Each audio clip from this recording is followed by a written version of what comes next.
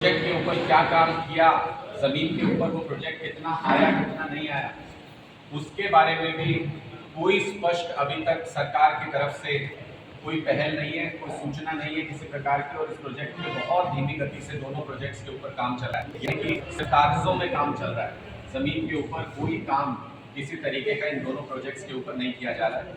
हमारा सवाल सिर्फ इतना है कि करनाल ने बार बार विश्वास जताया, दो बार मुख्यमंत्री दिए, उसके बावजूद भी आखिर कब तक भारतीय जनता पार्टी करनाल के लोगों को ये इंतजार कराएगी। इस तरीके के महत्वाकांक्षी प्रोजेक्ट्स जो सीधे सीधे लोगों की जरूरतों से जुड़े हुए हैं, लोगों की सुविधाओं से जुड़े हुए हैं, उन्हें कितने समय भारतीय जनता पार्टी करनाल के लोगों को दूर रखेगी।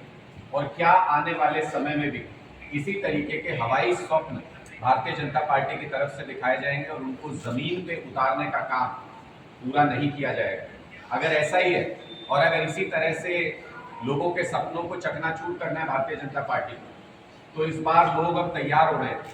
भारतीय जनता पार्टी से हरियाणा की जनता ने मुंह मोड़ने की शुरुआत कर ली है और विधानसभा चुनाव में बची कुची कसर भी पूरी कर दी जाएगी। मुझे लगता है कि अब भारतीय जनता पार्टी से सवाल पूछने का समय, आने वाले विधानसभा चुनाव से पहले जितने भी वादे इन लोगों ने पिछले 10 साल में किए हैं, जितने काम करने का इन लोगों ने दम भरा है पिछले 10 साल के अंदर, जितनी असुविधाएं पैदा की हैं जनता के लिए, उनको लेकर के अब इनसे सवाल पूछा जाना चाहिए इनकी सरकार से, भारतीय जनता पार्टी की सरकार से। और आम आदमी पार्टी ये काम बहुत शिद्दत से, बहुत मजबूती के साथ करेगी। हम एक एक बूथ पर, पूरे हरियाणा के अंदर एक एक बूथ पर हम अपनी तैयारी शुरू कर रहे हैं, अपने बूथ को मजबूत कर रहे हैं। जनता से जुड़े हुए सवालों को हर प्लेटफॉर्म पर पूछेंगे और बहुत जल्द लोगों के बीच में उन रियल मुद्दों को लेकर के पहुंचेंगे जिनके ऊपर हरियाणा की राजनीति होनी चाहिए, जिनको लेकर के भारतीय जनता पार्टी ने कभी भी लोगों का काम नहीं किया, लोगों के उन मुद्दों के ऊपर सार्थक तरीके से काम नहीं किया। इसको लेकर के आम आदमी पार्टी अपने चुनावी अभियान का शंखनाद 30 तारीख से करने जा रही है। 30 जून को हम एक महारैली हरियाणा के अंदर करने जा रहे हैं चरखी दादरी में, जहां पर माननीय अरविंद केजरीवाल जी की धर्मपत्नी सुनीता केजरीवाल जी आएंगी और इस अभियान का शंखनाद करेंगे। उसके लिए हम पूरे हरियाणा में हर विधानसभा में आने वाले 2-3 दिनों के अंदर अपनी बैठकें आयोजित करके तैयारियों का जायजा ले रहे हैं, तैयारियों को आगे बढ़ा रहे हैं। और जब इस अभियान की शुरुआत होगी तो उसका मकसद सिर्फ एक है कि अब जो भारतीय जनता पार्टी से सवाल पूछे जाएंगे वो एक एक बूथ से, एक एक गांव से, एक एक शहर से, एक एक विधानसभा से, एक एक लोकसभा से, हर जगह से भारतीय जनता पार्टी के लिए वो सवाल आएंगे जिनका इन्होंने पिछले 10 सालों में जवाब नहीं दिया, जिनसे इन्होंने पिछले 10 सालों में मुंह मोड़ के रखा। मैं बलविंदर जी से कहूँगा कि वो अपनी बात रखें और उसके बाद आपके कोई सवाल ऐसे आके आपने लगभग हमारे शहर के सारे मुद्दे रख ही दिए हैं, क्योंकि एयरपोर्ट जो हमारे वार्ड के साथ लगता है वो खंडर जैसा प्रतीत हो रहा है। एक 4 दीवारी टूटी थी, उसको रिपेयर करने में इन्होंने 3 साल लगा दिए हैं। और ज़मीन यहाँ पे सारे किसान देना चाहते थे, इनको जब इतने महंगे रेट हो चुके हैं, यहाँ पे लाख रुपए गज हो चुका है, लेकिन ये कोड़ियों के भाव ये ज़मीन के देना चाहते थे। ऐसे भाव देख के लोग किसान ज़मीन देने के लिए तैयार नहीं हो रहे थे। अगर ये 8 साल पहले इन्होंने ज़मीन दे दी होती तो इनको इसी रेट में मिल सकती थी, इतने महंगे दाम ना देने पड़ते। इन्होंने पहले चुनाव में वाकई ये बोला था कि हम जो मेट्रो ट्रेन है वो लेके आ रहे हैं, और दूसरे चुनाव में ये कहने लगे कि मेट्रो ट्रेन वहाँ तक नहीं, मेट्रो ट्रेन बल्कि बाईपास तक लेके आएंगे। सटेन मेंशन करे थे आपके अखबारों में आया। मैं ये कहना चाहता हूँ कि हर बात को क्यों वोट दे रही है। मुझे एक भी बच्चा दिखा दीजिए यहाँ पे जो इनकी लगाई हुई इंडस्ट्री में करता हो। मुझे एक भी बच्चा दिखा दीजिए जो इनकी लगाई हुई यूनिवर्सिटी लेकर रहा हूँ फर्स्ट ईयर किया। तो इन्होंने छोटे हैं, समझे कि यहाँ करनाल वाले अब की बात नहीं बनता था यहाँ से जीतने का, लेकिन भी लोगों ने ये हमारे ऊपर वाले हैं, इनको दिखाया जाता है, इनको कहा जाता है कि अगली बात से मानते हैं। हर मुद्दे पे मेरी पत्रकारों से भी निवेदन है कि हर मुद्दे पे हमारे से भी क्वेश्चन करें। मेरे सारे साथी हैं, मैं छोटा सा नेता हूँ, मैंने कभी आप भाइयों को चाहे कितनी भी मित्रता कभी नहीं बोला कि मेरे से ये क्वेश्चन मत पूछना। आप हमारे से क्वेश्चन पूछते हो, उनसे क्वेश्चन को करो कि आप करनाल के जो मुद्दे हैं कब हल करोगे। आपके इन सरकारों से आने से पहले जितनी भी हमारे भी यहाँ व्यवस्थाएं थी वो सारी व्यवस्थाएं अव्यवस्थाओं में बदल दी हैं और इन्होंने सड़कें खोद के दूसरी सड़क बना दी। क्या गलियों नालियों के लिए मुख्यमंत्री बनाया था? मुख्यमंत्री जी अब कहते हैं कि हम मंत्री बन के काम करेंगे। जब आपने एसपी रहते काम किया नहीं तो अब आप एसएचओ बन के काम करेंगे, ये तो बेमानी है। ये लोग भोले भाले समझ जाते हैं, लेकिन पत्रकारों को तो समझाने में जोर लगेगा कि पत्रकार हमारे ज्ञानी है। और शहर के कारों का मैं तहे दिल से धन्यवाद करता हूँ कि अगर ये सोशल मीडिया लोकल ना होता तो ये कुछ भी कर सकते। देखो जो बड़े बड़े टीवी चैनलों पे आप देखते हो कि एजेंडा सेट करके बुलवाया जाता है, यहाँ पे आप लोगों ने क्वेश्चन करे और उम्मीद करते आगे भी क्वेश्चन करते हैं।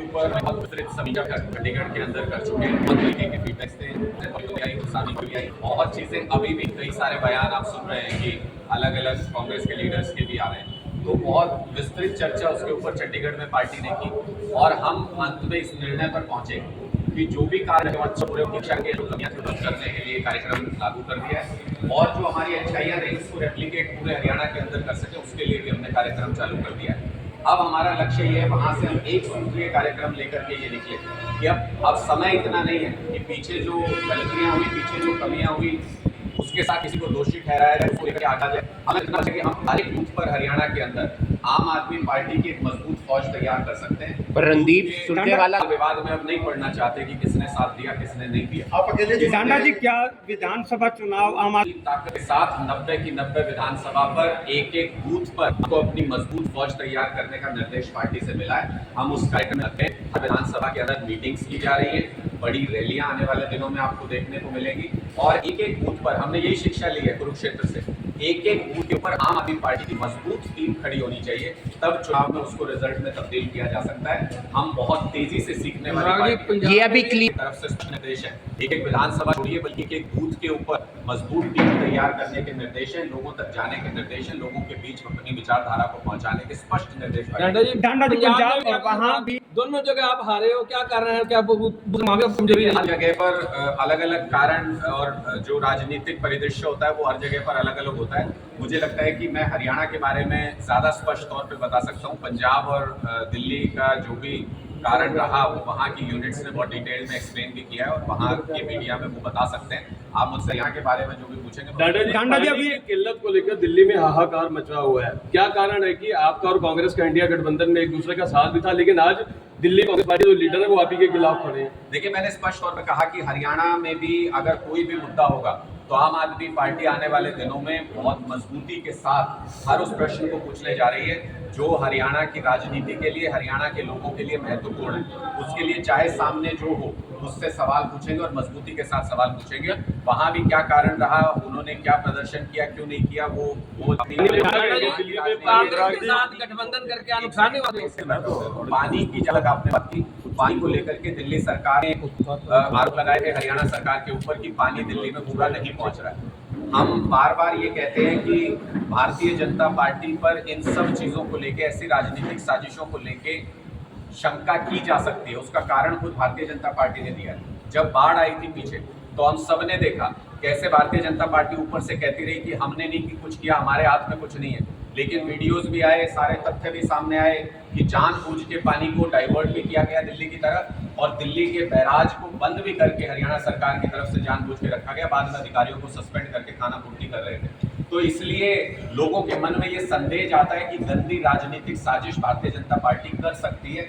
उनकी ऐसी सोच है कि राजनीतिक द्वेष के चलते किसी भी हद तक जा सकते हैं। इसलिए ये लगता है कि जानबूझकर भी दिल्ली जाने वाले पानी में कमी की जा सकती है, रोका जा सकता है। और जब अब बाद में तस्वीरें निकल के आ रही हैं तो पता चल रहा है कि हरियाणा के अंदर टैंकर माफिया को खुली छूट हरियाणा सरकार ने दे रखी है, जिसकी वजह से दिल्ली जाने वाले पानी की रात पहने पर और वो मुलायम होती है। सरकार उसको देख रही है, लेकिन उसके बावजूद भी कागजी कार्रवाई पूरी करके दिल्ली के करोड़ों लोगों को प्यासा मारने की एक साजिश अगर ऐसी बीजेपी आप पर आरोप आज इस्तीफा दे देना चाहिए। वो हरियाणा की सीमाओं के भीतर टैंकर माफिया को काबू करने में नाकाम है। अगर वो ऐसा आरोप भी लगाते हैं तो अपनी अक्षमता को बताते हैं, अपने फेलियर को सबके सामने रख रहे हैं। हमें जहां तक सूचना है पूरे सोनीपत से लेके पानीपत तक जगह जगह पर दिल्ली जाने वाली कनाल में से पानी की चोरी होती है। टैंकर माफिया खुलेआम ये चोरी कर रहा है और इन टैंकर माफिया के सिर पर भारतीय जनता पार्टी के नेताओं का हाथ है।